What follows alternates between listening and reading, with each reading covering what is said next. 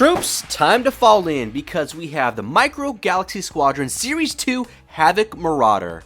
This was generously given to me by the team at Jazwares. They sent over this amazing PR box and I did a full unboxing and review on the channel, so be sure to check that out if you haven't already. The side of the packaging shows very Clone Wars-esque type of arts. And then at the back of the packaging, we have a blueprint design throughout showing all the different features that the ship can do. And there's also that blueprint collectible card that you can cut out. There's also a list of the rest of the ships released in Series 2. So we have the Battle Damage TIE and Yoda Starfighter, which has been seen at Target so far. There's also a listing on Amazon for both of those separately that come with a Series 2 blind box. I'll post the links in the description below. There's also the Starfighter class, which has been seen on Amazon. They're popping in and out of stock as well. Links will be in the description. And then we have the Starship class. I've already reviewed Jango Fett's Starship, or the Slave 1, and the Republic LAAT. As we look to the other side of the packaging, you can see that the wings will fold up and down at 90 degrees, and the chairs will actually swivel 360 degrees. This comes with two figures. We have Wrecker and Omega. One last look at this beautiful box art before we crack this open. This is supposed to be a Target exclusive, I imagine retailing $29.99. I will post the links in the description once we see this go live on the Target app. Until then, here is the barcode to help you track this down in Target stores, and always be kind to your Target employees.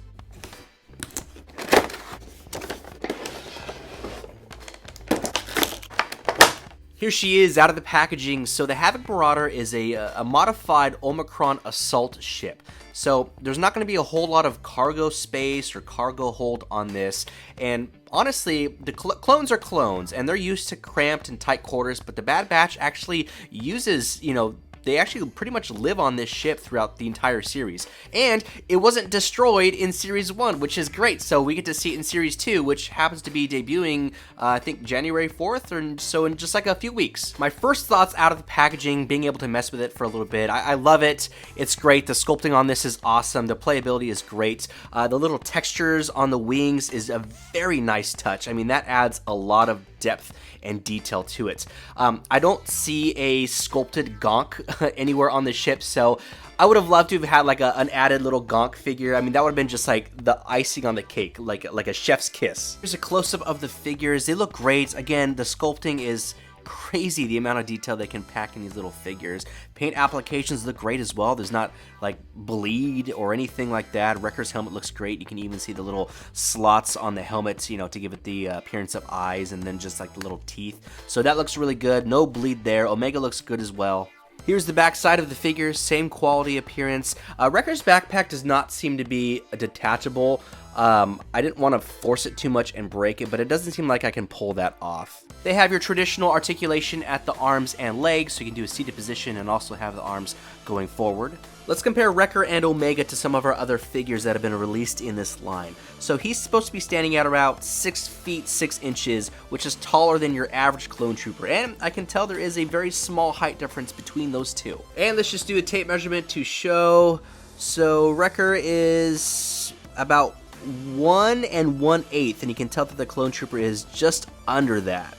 Since I have the tape measure out, let's measure the ship. So with landing gear, top to bottom, we are looking at about 5 1/4 inches tall. Without landing gear, it is, oh wow, just under, it's about 4 3/4 inches. Length, I'm gonna go tip to tip, so front of the ship to the tip of the turret.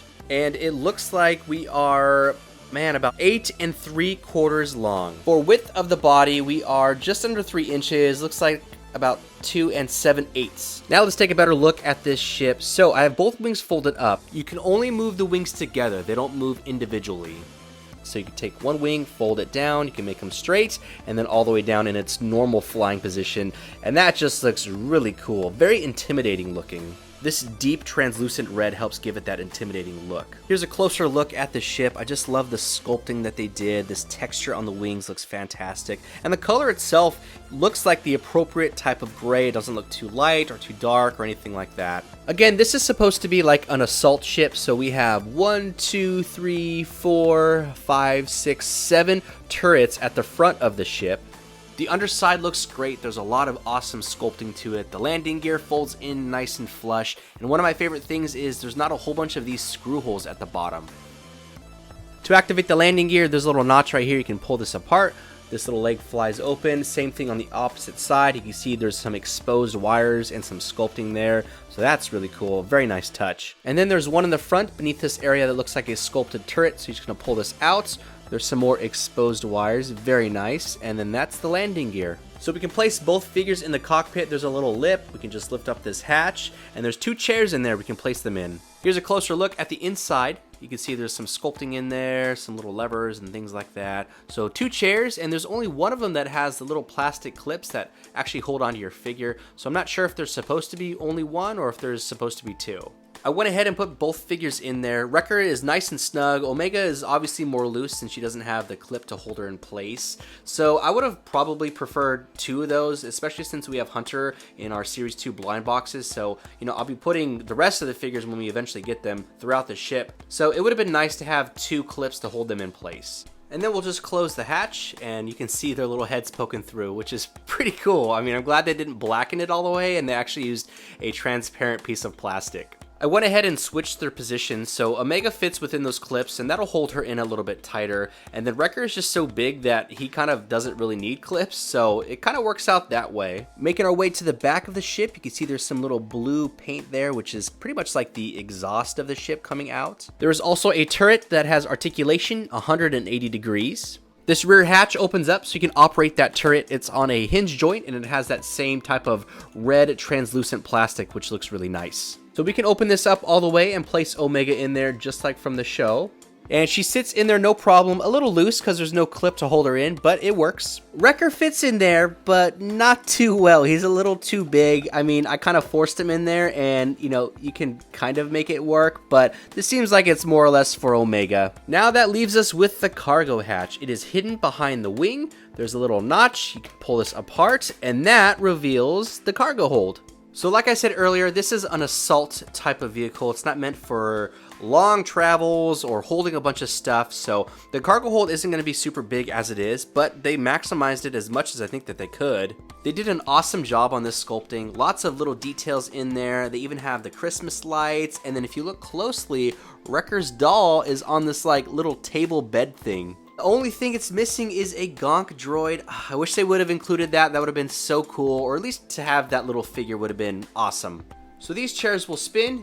This one looks like it can almost rotate around without it hitting this like box thing. And then this one should be able to do the exact same thing. Yep. I went ahead and put both figures in there. Wrecker was a little bit difficult to put in there, but I got him in there and he fits in there nice and snug. Omega's pretty easy to put in there, and I think this just works. This looks really cool.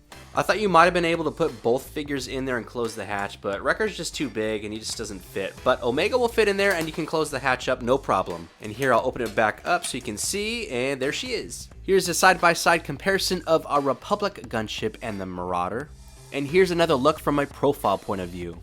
Okay, that's going to wrap up this review and unboxing of the new Micro Galaxy Squadron Series 2 Havoc Maruader. So this should be about $29.99. It is a Target exclusive. However, there have been a few popping up on Macy's for I think like $54, but those seem to be outside vendors, so basically somebody who was able to get some allocations somehow and then post them up on the Macy's website. I recommend waiting until these start hitting Target stores so you can actually get them at retail. The $29.99 price point is pretty in line with this size of ship and is about the max I want to pay for this scale. This does have a lot to offer with the articulation of the wings, highly detailed sculpting, and little areas you can put the figures throughout the ship. Makes the price point more justifiable. But I would like to see a few more figures included, maybe tech, crosshairs, and even a little gonk droid. That would have been super cool to have with this type of ship. I do know that we're getting Hunter in the Series 2 blind boxes. He's riding an AT-RT, so I imagine that we're going to get the rest of the Bad Batch crew somewhere down the line, probably in some blind boxes as well. I do think the ship should be maybe slightly bigger to allow more accessibility of the figures, but that's not really a deal breaker for me. That's just me kind of being a little nitpicky. But overall, I think it's a great ship, an awesome one to add to your collection, and I'm excited to see it in Season 2 of The Bad Batch. So hopefully this starts hitting Target stores soon. Once it does, I'm going to be posting the links in my description below. But hey, thank you so much for watching. My goal with this channel is to catalog the events of toys right now and create history for us to look back on in the future. So I thank you joining me in this collecting journey. I hope it was helpful for you. Be sure to follow me on Instagram where I do toy photography, toy videos, toy hunts, toy deals, and all things toy related. Link in the description below. Be sure to like and subscribe. It is free and it really helps out the channel. But that is it. I will see y'all in the next video.